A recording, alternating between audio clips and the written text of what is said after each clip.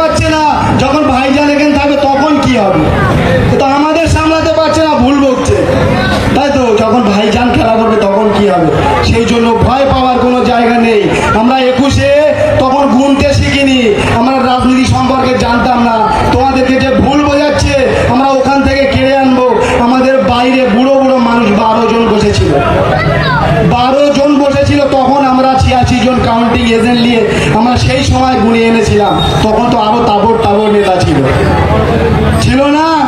তাই এখন কি করে নেবে? এখন তো আমরা 12,000 যাবো আশা করি, পারবো তো?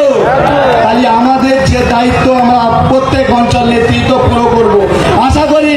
এটা সবাই ধ্যান রাখবে। এটা ভাঙো, আমি আগেই বলেছিলাম, এটা ভাঙো। মানুষ চেনা বড় দায়, মানুষ আমরা চিনি, তোমাদের টিএমসির নেতাদের চেনা অনেক বড় দায়। ওরা বাড়ি খায় পান্তা, তোমার কাছে গিয়ে বলে বিরিয়ানি খায়, পারে কি পারে না?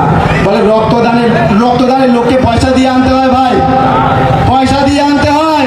সবার কাছে জিজ্ঞাসা করি, চাঁদা নিয়ে এই প্রোগ্রামটা হয়েছে না হয়নি? চাঁদা তুলে হয়েছে তো? তাহলে এই দম থাকে সোনপুর বাজারে আগামী দিন এই আমরা যে প্রোগ্রাম করছি, এর প্রোগ্রামের একটা বেশি করে দেখাও, বোমগুলি নয়, ওই প্রোগ্রামে একটা বেশি করে দেখাও।